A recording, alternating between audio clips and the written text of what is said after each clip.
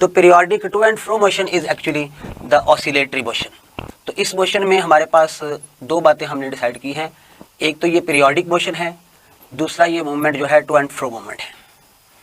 तो आप लोगों के पास ऐसी कोई एग्जांपल अगर आपने देखनी है जहां पर मोशन रिपीट भी होती है और टू एंड फ्रो भी है, तो आप चेक कर सकते हैं सिंपल पेंडुलम की movement, horizontal mass spring system की मूवमेंट। यहाँ पर आपके पास सिंपल पेंडुलम की आप बात कर लें तो सिंपल पेंडुलम में आप लोगों के पास जब आप उसकी मेटालिक बॉब को उसके मेन पोजीशन से डिस्प्लेस करके रिलीज़ कर देते हैं, यहाँ पर आपके पास अगर आप सिंपल पेंडुलम बना लेते हैं और आप इसकी इस मेटालिक बॉब को डिस्प्लेस करके रिलीज़ करेंगे तो ये टुवर्ड्स दिस पॉइंट यानी टुवर्ड्स मेन, और फिर यहाँ पर ये बॉडी रुकेगी नहीं, ये बॉडी अपने इनर्शिया की वजह से फॉरवर्ड मूव कर जाएगी। फिर यहाँ पर ये एक्सट्रीम पे पहुँचेगी, वापस टुवर्ड्स मीन, फिर अवे फ्रॉम द मीन। तो ये आपके पास टू एंड फ्रो मोशन बन गई है और ये रिपीट हो रही है, तो ये periodic to and fro motion है। जो इसको टुवर्ड्स लेके आ रहा है वो है असल में रीस्टोरिंग फोर्स। तो इसमें रीस्टोरिंग फोर्स जो है वो इसको लेके आती है टुवर्ड्स द मीन, और ये बॉडी मीन पे रुकती नहीं है बल्कि अवे फ्रॉम द मीन यानी फ्रॉम द मीन जा रही है। तो वो है उसकी वजह है आपके पास इसका इनर्शिया।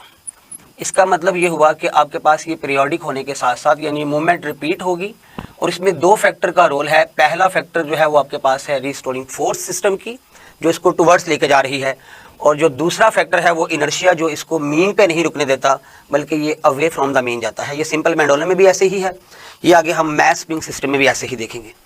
और हम इस बात को एक्सप्लेन कर दें कि हर पीरियोडिक मोशन जो है उसका ऑसिलेटरी होना ज़रूरी नहीं है।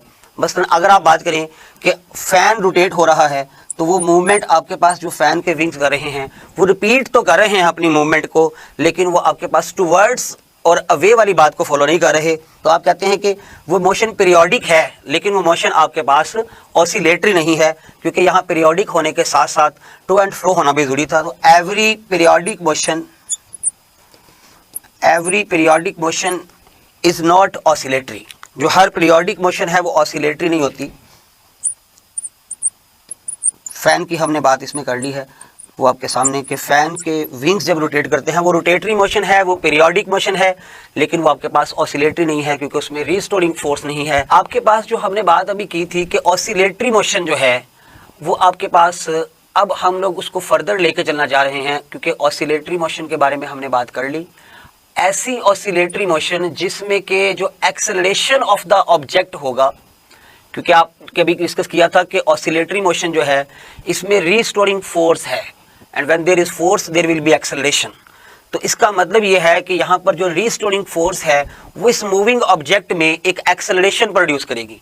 वो जो एक्सेलरेशन आपके पास है, अगर वो एक्सेलरेशन डिस्प्लेसमेंट के डायरेक्टली प्रोपोर्शनल हो और उसकी direction always towards the mean position हो, एक्सेलरेशन प्रोपोर्शनल टू डिस्प्लेसमेंट हो और टुवर्ड्स द मीन पोजीशन, तो ऐसी ऑसिलेटरी मोशन को हम कहते हैं सिंपल हार्मोनिक मोशन। अब सिंपल हार्मोनिक मोशन की ही एक एग्जांपल हम डील करते हैं, mass spring system, horizontal mass spring system.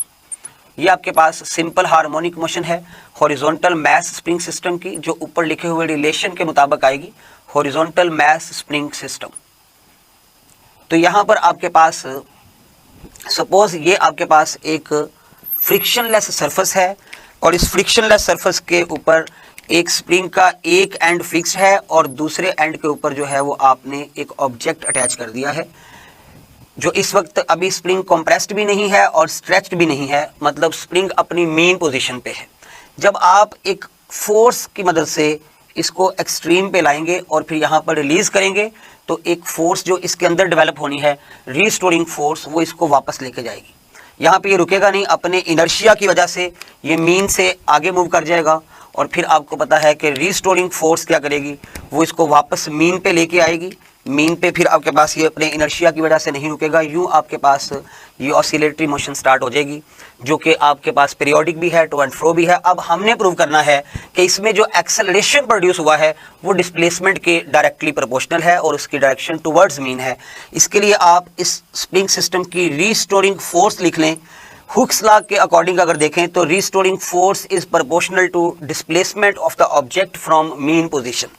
और यहाँ पर अगर आप इसको रिलेशन में कन्वर्ट करेंगे तो आपके पास आ जाएगा kx।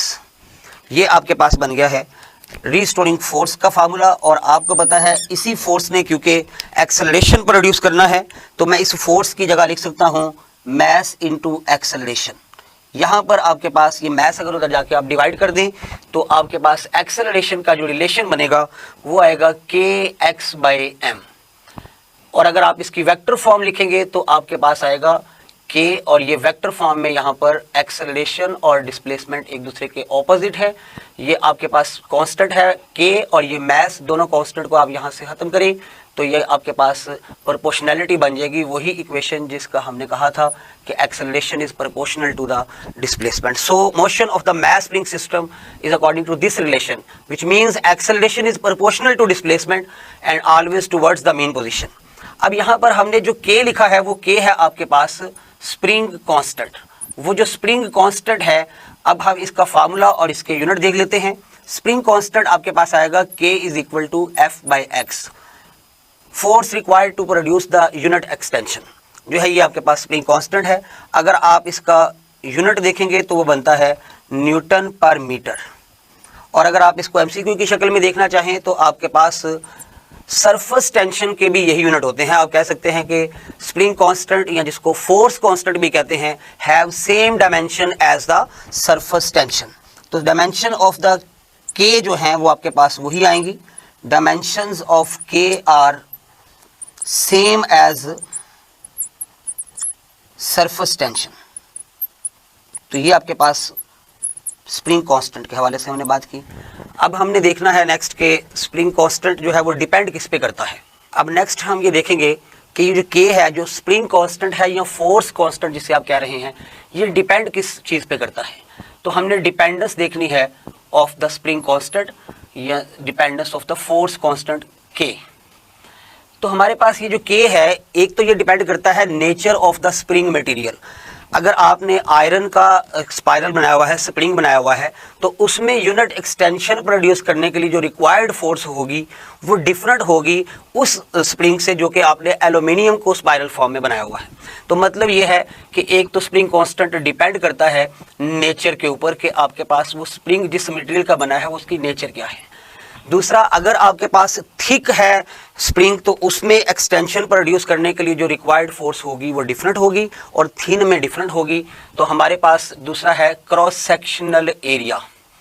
तो ये आपके पास दो फैक्टर हो गए। तीसरा है लेंथ ऑफ द स्प्रिंग, और ये एक इम्पॉर्टेंट फैक्टर है लेंथ ऑफ द स्प्रिंग, जो कि इनिशियल लेंथ ऑफ स्प्रिंग है। तो स्प्रिंग कांस्टेंट जो है वो इनिशियल लेंथ के साथ जो है वो इन्वर्स लिंक रखता है। Spring constant is inversely proportional to the initial length of the spring. यहाँ पर हम एक बात कर लेते हैं एमसीक्यू की शक्ल में। सपोज मेरे पास एक स्प्रिंग है जिसकी लेंथ L है और उसका स्प्रिंग कांस्टेंट K है। अगर उस स्प्रिंग को दो पीसेस में कट कर दिया जाए तो उसका हर पीस अब स्प्रिंग कांस्टेंट कितना रखता होगा। यानी मेरे पास है spring of length L, spring of length L have